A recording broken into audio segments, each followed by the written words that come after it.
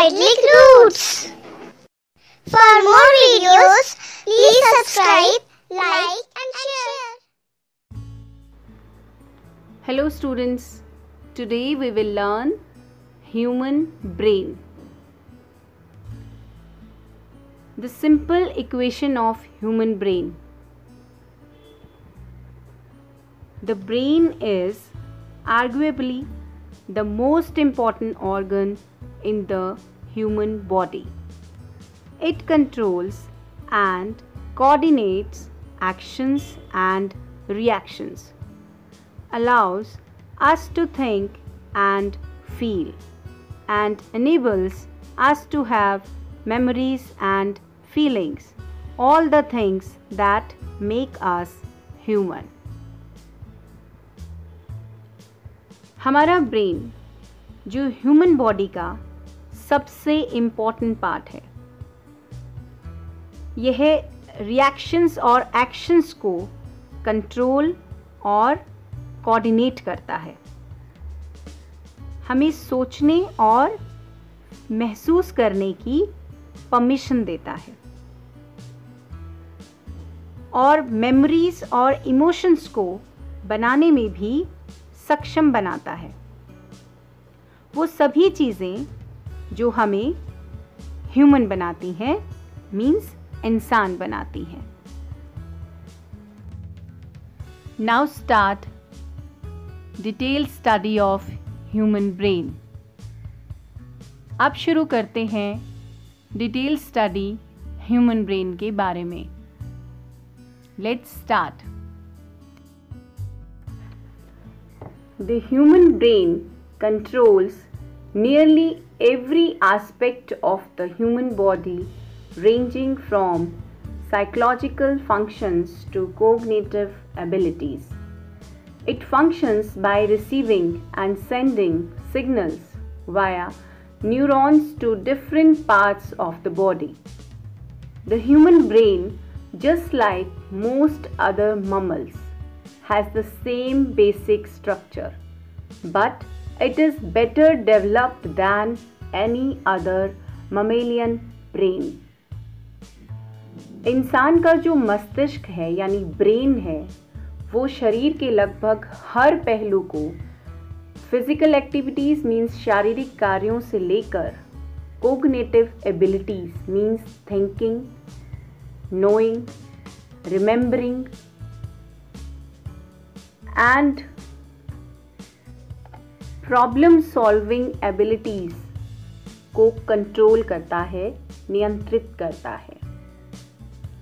यह शरीर के विभिन्न हिस्सों में, डिफरेंट पार्ट्स में न्यूरॉन्स के थ्रू सिग्नल्स प्राप्त करता है और भेजने के द्वारा कार्य करता है।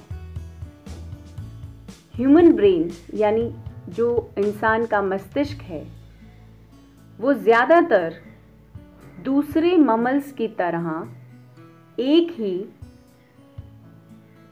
सेम बेसिक स्ट्रक्चर है, लेकिन यह किसी भी दूसरे ममल्स के ब्रेन की कंपैरिजन में की तुलना में ज़्यादा अच्छे तरीके से डेवलप है, यानी बेहतर विकसित है। Now explanation of human brain.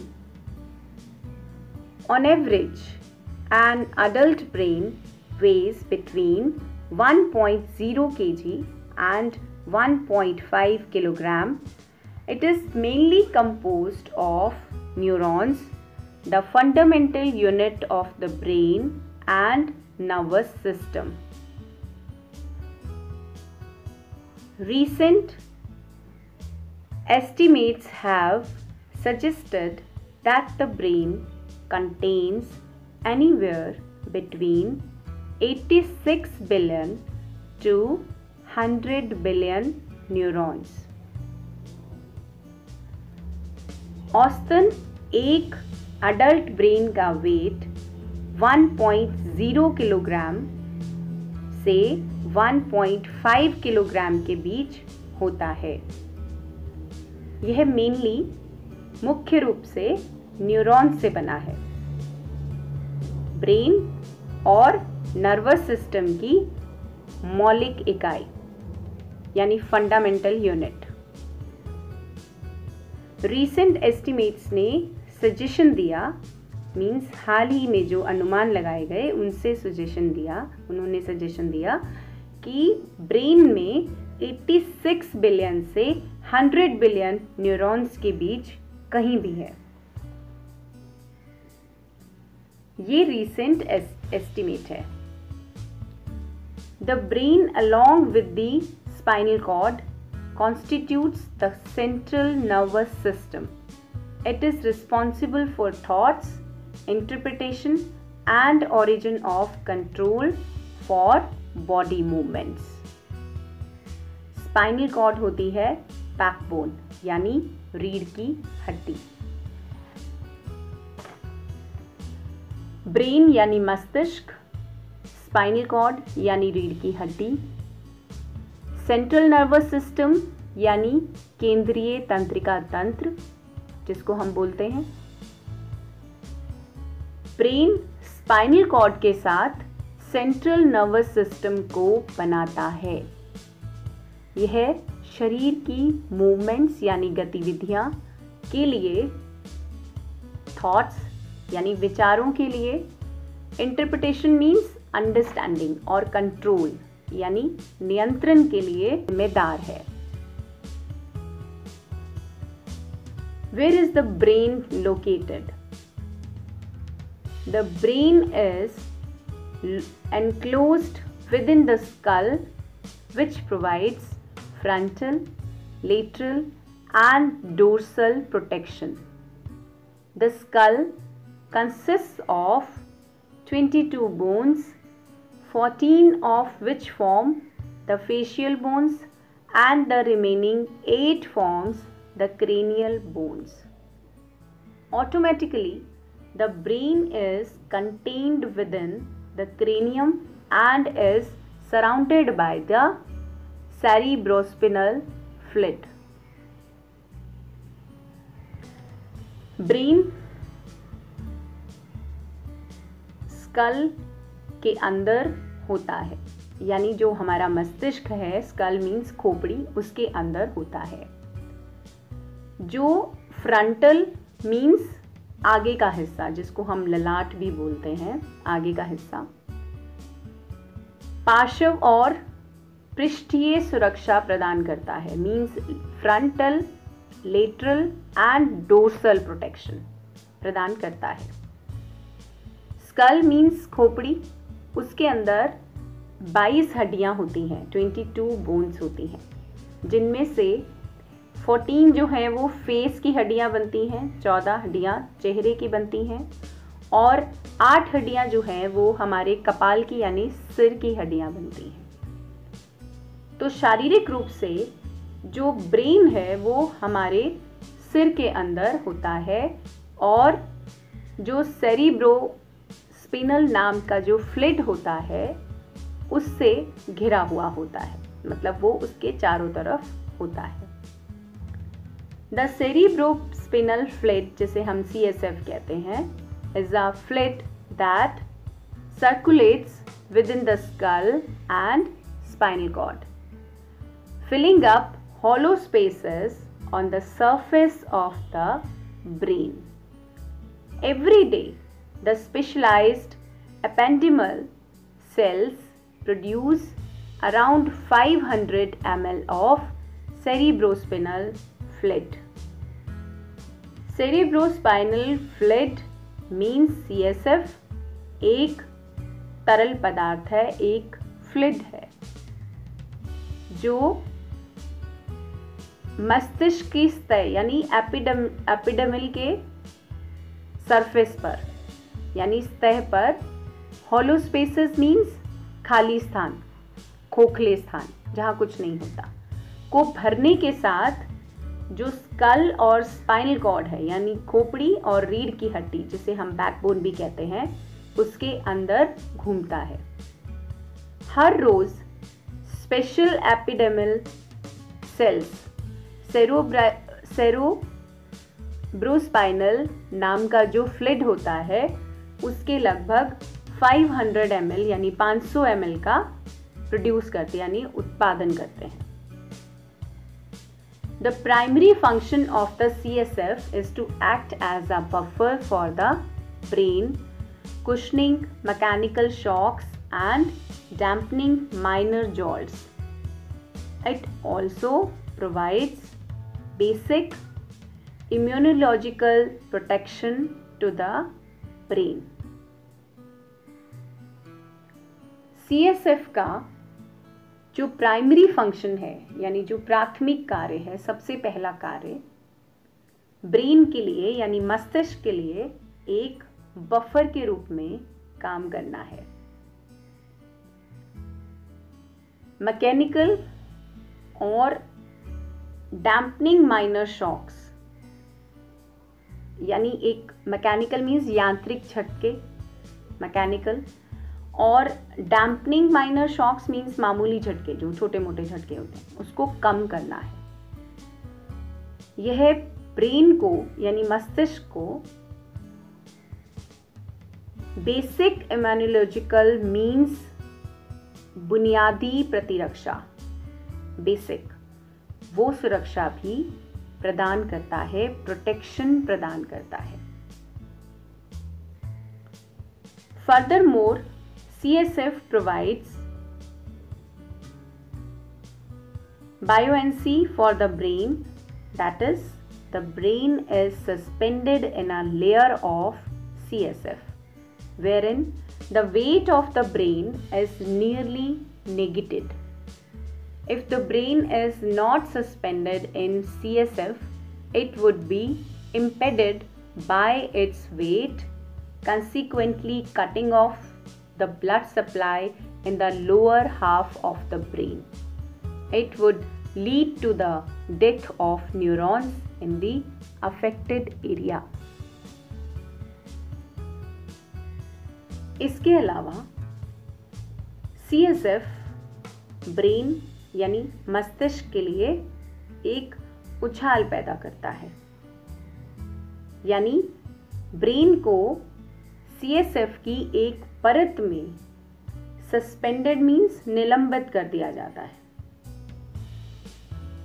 जिसमें ब्रेन का जो वेट होता है वो लगभग नेगेटेड होता है, मीन्स नकारात्मक होता है, न के बराबर होता है। यदि ब्रेन को CSF में सस्पेंड नहीं किया जाता है, निलंबित नहीं किया जाता, तो यह उसके वजन से यानी वेट से अफेक्टेड होता है, प्रभावित होता है, जिसके परिणाम स्वरूप रिजल्ट क्या होता है, ब्रेन का जो निचला आधा हिस्सा होता है उसमें ब्लड की सप्लाई बंद हो जाती है, यानी ब्लड आना बंद हो जाता है। इससे जो अफेक्टेड एरिया है उसमें न्यूरॉन्स की मृत्यु हो जाएगी, यानी वो खत्म हो जाएंगे। Now parts of human brain. Forebrain is the largest part of the brain. It is the anterior part of the brain. The forebrain parts include cerebrum, hypothalamus and thalamus. ये 3 पार्ट्स होते हैं जो फॉरब्रेन के पार्ट्स हैं, और फॉरब्रेन जो है वो लार्जेस्ट पार्ट है ब्रेन का। Functions of forebrain: controls the reproductive functions, body temperature, emotions, hunger and sleep. यानी ये हमारे रिप्रोडक्टिव फंक्शंस को, हमारी बॉडी टेम्परेचर जो शरीर का तापमान होता है, टेम्परेचर होता है, हमारी इमोशंस जो हमारी भावनाएं होती हैं, हमारी हंगर और हमारी स्लीप यानी भूख और नींद, दोनों को नियंत्रित करता है। The largest among the 4 brain parts in the cerebrum, ये इसका फैक्ट है It is also the largest part of all vertebrate brains. Largest among the forebrain parts,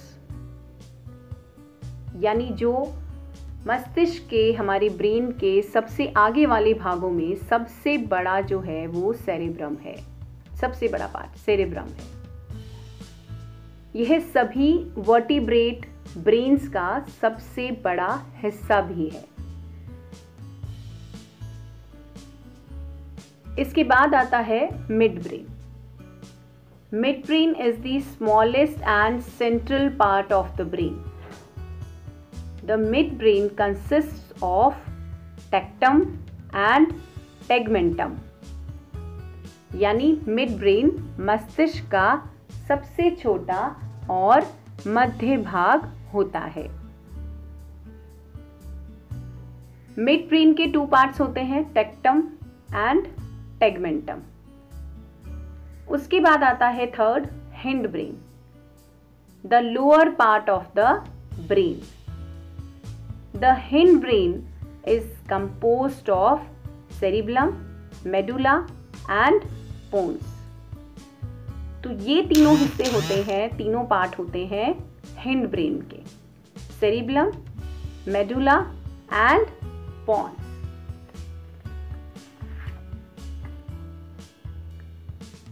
Hind brain functions. The 3 regions of the hindbrain coordinates all processes necessary for survival. These induce breathing, heartbeat, sleep, wakefulness and motor learning. hindbrain के तीनों regions के coordination के लिए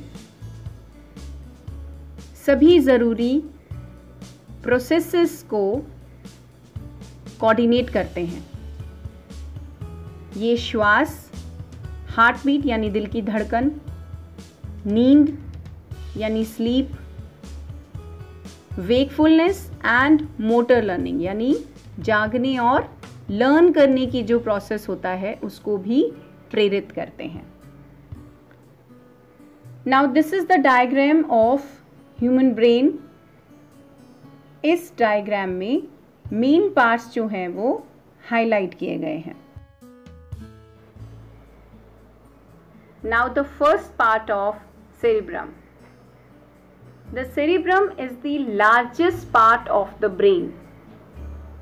It consists of the cerebral cortex and other subcortical structures.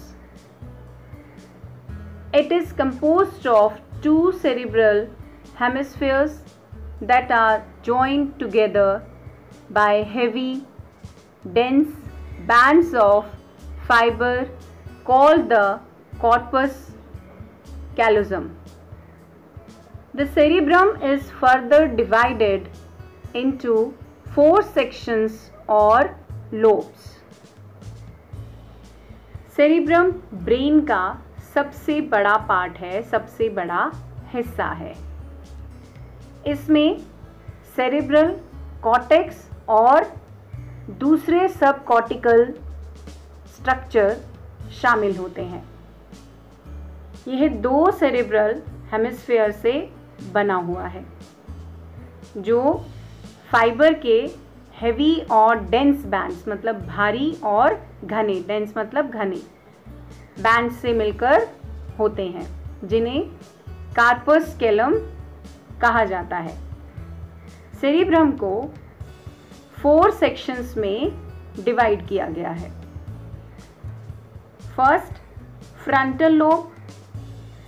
It is associated with parts of speech, planning, reasoning, problem solving and movements. Next is parietal lobe. Help in movements, the perception of stimuli and orientation. Next is occipital lobe. It is related to visual processing. Next is temporal lobe. This region is related to perception and recognition of memory, auditory stimuli and speech. The brain consists of two types of tissues, gray matter and white matter. Gray matter mainly consists of various types of cells which make up the bulk of the brain, and white matter is primarily composed of axons which connect various gray matter areas of the brain with each other. Brain में दो प्रकार के tissues होते हैं. Tissues means ऊतक होते हैं. Grey पदार्थ और श्वेत पदार्थ, मतलब ग्रे कलर के और वाइट कलर. श्वेत यानी वाइट कलर. ग्रे मैटर में मुख्य रूप से various types of sales means विभिन्न प्रकार की कोशिकाएं, डिफरेंट टाइप्स ऑफ सेल्स होती हैं जो बल्क ऑफ ब्रेन बनाती हैं. वाइट मैटर मेनली एक्सन से कंपोज होता है यानी बनता है, जो ब्रेन के अलग अलग ग्रे मैटर एरियाज को एक दूसरे से जोड़ता है. The exterior portion of the cerebrum is called the cortex और the cerebral mantle. The cortex is extremely convoluted due to which it has a large surface area. The cerebrum also includes sensory areas to receive the messages. Association areas. These areas integrate the incoming sensory information. It also forms a connection between sensory and motor areas. And third one is motor areas. This area is responsible for the action of the voluntary muscles. Cerebrum के बाहरी हिस्से को cortex या cerebral mental कहा जाता है. Cortex extremely convoluted है, means जटिल है, मुश्किल है, जिसके कारण इसका एक बहुत बड़ा सरफेस एरिया है. सेरेब्रम में सेंसरी एरिया, एसोसिएशन एरिया और मोटर एरिया तीनों शामिल होते हैं. सेंसरी एरिया होता है मैसेज लेने के लिए, और जो एसोसिएशन एरिया होता है वो है ये एरिया जो आने वाली सेंसरी मीन संवेदी जानकारी, जो इंफॉर्मेशन होती है, उसको इंटीग्रेट करता है. यह सेंसरी और मोटर एरिया के बीच कनेक्शन बनाता है. जो एसोसिएशन एरिया होता है वो सेंसरी और मोटर एरिया के बीच कनेक्शन बनाता है. और थर्ड है मोटर एरिया. यह जो पार्ट होता है, ये जो एरिया होता है, वो वॉलेंट्री मसल्स के एक्शन के लिए रिस्पॉन्सिबल है. Cerebrum action. The cerebrum is responsible for thinking, intelligence, consciousness and memory. It is also responsible for interpreting touch, hearing and vision.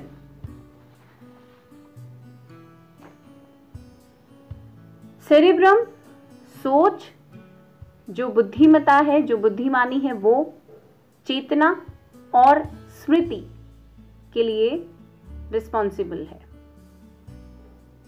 यह स्पर्श जिसको हम छूकर फील करते हैं, श्रवण जिसको हम सुनते हैं, हियरिंग, और दृष्टि जिससे हम देखते हैं, उसके एक्सप्लेनेशन के लिए भी रिस्पॉन्सिबल है। नेक्स्ट आता है thalamus. The thalamus is a small structure located right above the brain stem, responsible for relaying sensory information from the sense organs. It is also responsible for transmitting motor information for movement and coordination. Thalamus is found in the limbic system within the cerebrum. This limbic system is mainly responsible for the formation of new memories and storing past experiences. Thalamus एक छोटा structure means छोटी संरचना होती है, small structure, जो brain stem के ठीक ऊपर होती है, जो सेंसरी पार्ट्स से सेंसरी इंफॉर्मेशन को रिले करने के लिए रिस्पॉन्सिबल होती है। यह आंदोलन और coordination, it is also responsible for transmitting motor और transmitting motor information for movement, यानी मोटर इंफॉर्मेशन को आगे प्रसारित करने के लिए भी रिस्पॉन्सिबल है। थैलेमस सेरेब्रम के अंदर लिम्बिक सिस्टम में पाया जाता है। थैलेमस सेरेब्रम के अंदर होता है, लिम्बिक सिस्टम के अंदर। यह limbic system mainly new memories और पास्ट के एक्सपीरियंस को, यानी नई यादें और पिछला जो एक्सपीरियंस होता है उसको स्टोर करने के लिए भी जिम्मेदार है, यानी रिस्पॉन्सिबल है। नेक्स्ट आता है hypothalamus. The hypothalamus is a small and essential part of the brain located precisely below the thalamus. It is considered the primary region of the brain as it is involved in the following functions. First, receives impulses, regulates body temperature, controls the mood and emotions, controls the sense of taste and smell, synthesizes the body's essential hormones, coordinates the message from the autonomous nervous system, controls appetite, peristalsis, the rate of heartbeat and blood pressure, forms an axis with the pituitary gland, which is the main link between the nervous and the endocrine system. Hypothalamus brain का एक छोटा और ज़रूरी part है जो thalamus के ठीक नीचे होता है। इसे ब्रेन का प्राइमरी रीजन माना जाता है क्योंकि ये बहुत सारे इंपॉर्टेंट कार्य करता है।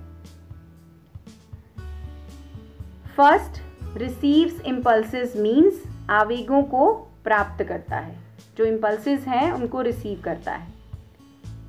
नेक्स्ट, शरीर के तापमान को कंट्रोल करता है, मीन्स नियंत्रित करता है। नेक्स्ट है controls the mood and emotions, means mood और जो इमोशंस हैं, हमारी भावनाएं हैं, उनको भी कंट्रोल करता है। नेक्स्ट है स्वाद और गंध की भावना, यानी टेस्ट एंड स्मेल, उसको भी कंट्रोल करता है। नेक्स्ट है सिंथेसाइज, हमारे जो बॉडी के इम्पॉर्टेंट हार्मोन्स होते हैं उनको भी सिंथेसाइज करता है, मीन्स संश्लेषण करता है। नेक्स्ट है coordinates the messages from the autonomous nervous system, यानी मैसेजेस को खुद ही जो हमारा नर्वस सिस्टम है उससे कोऑर्डिनेट करता है। नेक्स्ट भूख, यानी हमारा जो एपेटाइट है, कंट्रोल्स एपेटाइट, हमारी भूख। हार्ट बीट मीन्स दिल की धड़कन, उसकी रेट और ब्लड प्रेशर को भी कंट्रोल करता है। पिट्यूटरी ग्लैंड के साथ एक एक्सेस बनाता है जो नर्वस सिस्टम और एंडोक्राइन सिस्टम के बीच मेन लिंक है। Next is tectum. The tectum is a small portion of the brain, specifically the dorsal part of the midbrain. It serves as a relay center for the sensory information from the ears to the cerebrum. It also controls the reflex movements of the head, eye and neck muscles. It provides a passage for the different neurons moving in and out of the cerebrum. Tectum brain का एक छोटा सा हिस्सा है, small portion of the brain. Specifically, विशेष रूप से mid brain का डॉर्सल पार्ट मीन्स पृष्ठीय भाग, यह कान से लेकर सेरेब्रम तक सेंसरी इंफॉर्मेशन के लिए एक रिले सेंटर के रूप में कार्य करता है। यह सिर, आँख और गर्दन यानी नेक की मसल्स के रिफ्लेक्स मूवमेंट्स को भी कंट्रोल करता है। यह सेरेब्रम में और बाहर जाने वाले डिफरेंट न्यूरॉन्स के लिए एक मार्ग प्रदान करता है, मीन्स एक रास्ता प्रदान करता है। नेक्स्ट है tegmentum. Tegmentum is a region within the brain stem. It is a complex structure with various components which is mainly involved in body movements, sleep, arousal, attention and different necessary reflexes. It forms the platform for the midbrain and connects with the thalamus, cerebral cortex and the spinal cord. Tegmentum brain stem के अंदर का part है।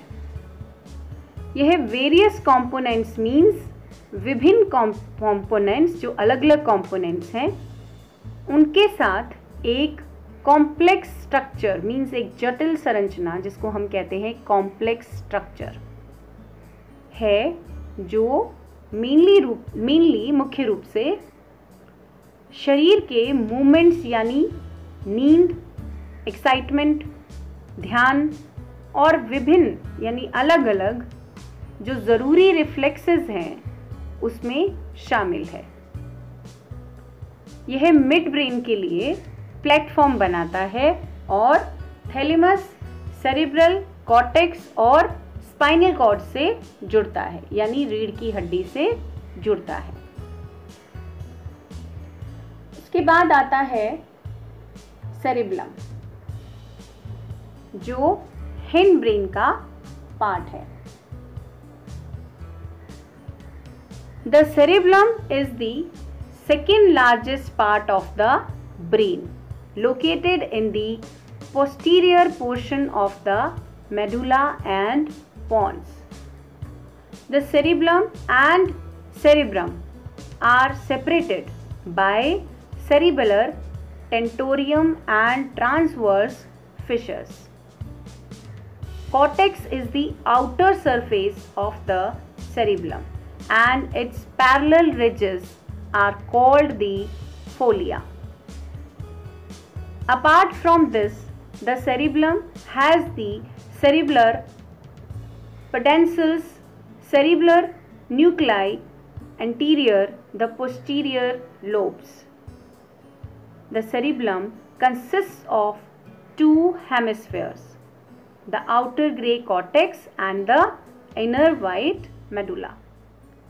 It is mainly responsible for coordinating and maintaining the body balance during walking, running, riding, swimming and precise control of the voluntary movements. Cerebellum मस्तिष्क का यानी brain का दूसरा सबसे बड़ा हिस्सा है जो मेडुला और पॉन्स के पिछले हिस्से में स्थित होता है, यानी वहां पर होता है पिछले हिस्से में। सेरिबेलम और सेरिबेलम को सेरेब्लर, टेंटोरियम और ट्रांसफर फिशर्स के द्वारा अलग किया जाता है।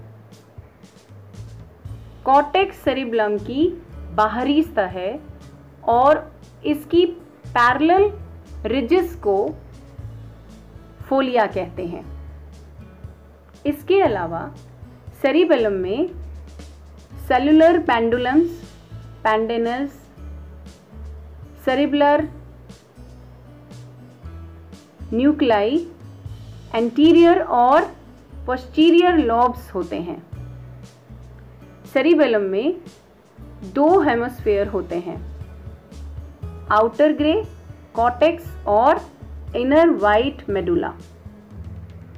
ये मेनली चलना, दौड़ना, तैरना और हमारे खुद के जो एक्टिविटीज़ होती हैं उनको कंट्रोल करने के दौरान हमारा जो बॉडी है उसका बैलेंस को कोऑर्डिनेट करने के लिए जिम्मेदार होता है। सेरिबेलम के मुख्य कार्य क्या है, main works? It is very easy to understand. First is it senses equilibrium, transfers information, coordinates eye movement. It enables precision, control of the voluntary body movements. Predicts the future position of the body during a particular movement. Next is both anterior or posterior lobes are concerned with the skeletal movements.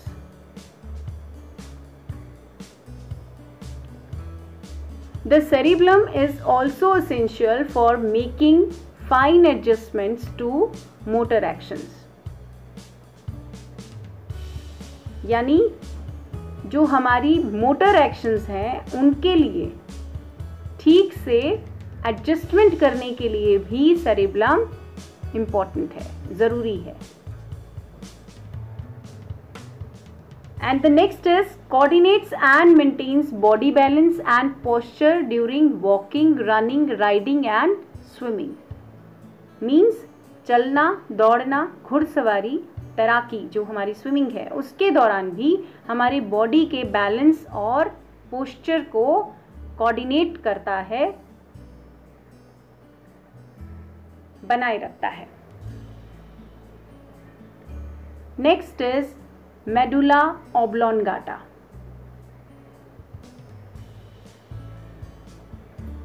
The medulla oblongata is a small structure present in the lowest region of the brain. It mainly controls the body's autonomic functions such as heartbeat, breathing and digestion. It plays a primary role in connecting the spinal cord, pons and the cerebral cortex. Also, it helps us in maintaining our posture and controlling our reflexes. Medulla oblongata brain के सबसे निचले हिस्से में मौजूद एक small structure है। यह mainly हमारी बॉडी के ऑटोनॉमिक फंक्शंस जैसे हार्ट बीट यानी दिल की धड़कन, ब्रीदिंग यानी सांस लेना, श्वास और पाचन को नियंत्रित करता है, यानी हमारे डाइजेशन को कंट्रोल करता है। यह स्पाइनल कॉर्ड मीन्स रीढ़ की हड्डी, पोन्स और सेरेब्रल कॉर्टेक्स को जोड़ने में एक प्राथमिक भूमिका निभाता है, यानी प्राइमरी रोल निभाता है। इसके अलावा यह हमें अपने पोस्चर को बनाए रखने के लिए, सही ढंग से बनाए रखने के लिए हमारी रिफ्लेक्सेस को भी कंट्रोल करने में हेल्प करता है। What is pons? The pons is the primary structure of the brain stem present between the midbrain and medulla oblongata. It serves as a relay signals between the lower cerebellum, spinal cord, the midbrain, cerebrum and other higher parts of the brain. The main functions of the pons are controlling sleep cycles, regulating the magnitude and frequency of the respiration, transfers information between the cerebellum and motor cortex. Pons is also involved in sensation such as the sense of taste, hearing, and balance.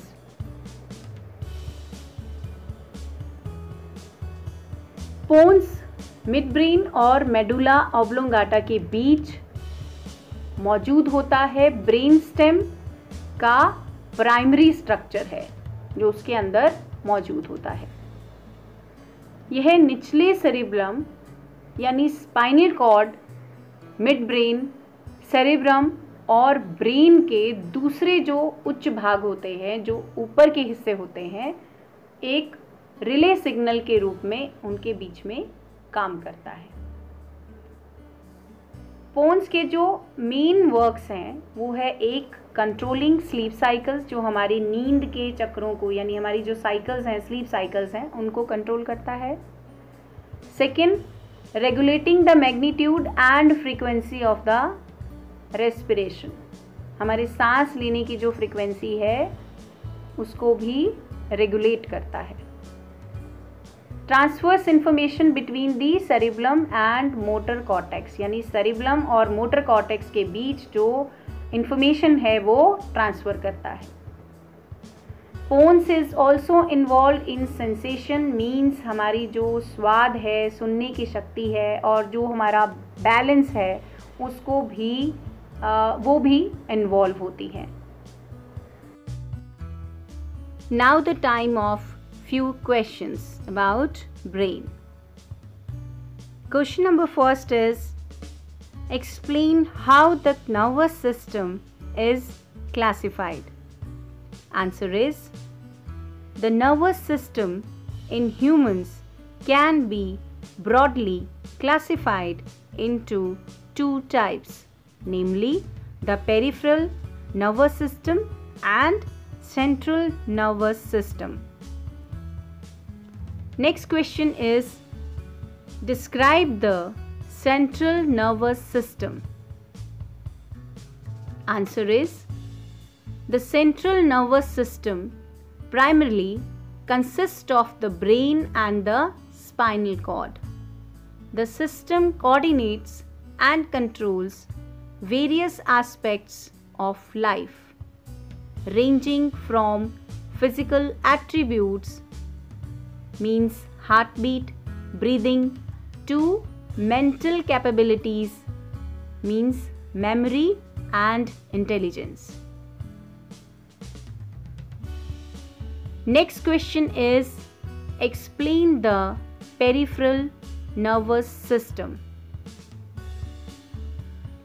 Answer is the nerves and ganglia that are present outside the brain and spinal cord contribute to the peripheral nervous system.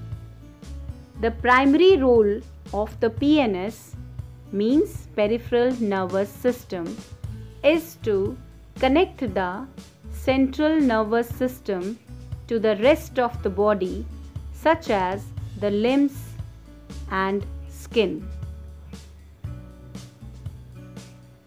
Next question is, how is the brain protected in the body? The answer is, the brain is enclosed within the skull, where it is suspended in a layer of fluid called the cerebrospinal fluid. It protects the brain from minor mechanical shocks and jolts. Furthermore, it also serves minor immunological roles and provides the necessary nutrients required by the brain. Next question is, briefly explain the parts of the brain.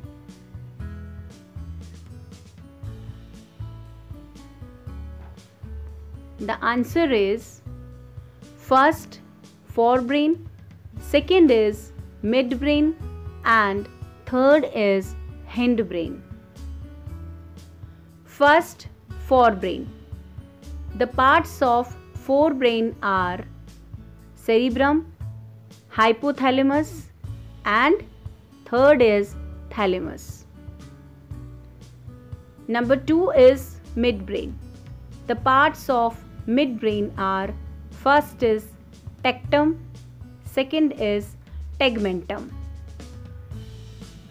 and number 3 is hindbrain.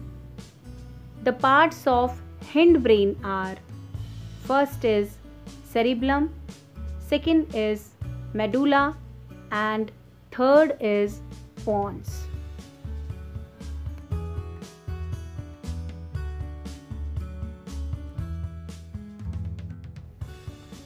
Today we have learned about human brain in detail. In this video, we have covered parts of human brain, functions of human brain, and importance of human brain. How human brain protect our body. I hope you understand the functions of brain and other information about brain. We have also discussed questions related to brain. In our next video, we will learn about another topic of biology. आज हमने सीखा human brain की detailed study. इस video में हमने cover किए parts of human brain, functions of human brain और importance of human brain. हमारा ब्रेन हमारी बॉडी को कैसे प्रोटेक्ट करता है, कैसे सेव करता है, इसे भी हमने डिस्कस किया। आई होप कि आपको ब्रेन की डिटेल स्टडी, फंक्शंस और अदर इन्फॉर्मेशन सब कुछ अच्छे से समझ आई होगी। हमने इससे रिलेटेड कुछ क्वेश्चंस भी इस वीडियो में डिस्कस किए। अगली वीडियो में हम फिर मिलेंगे किसी और टॉपिक पर बायोलॉजी के।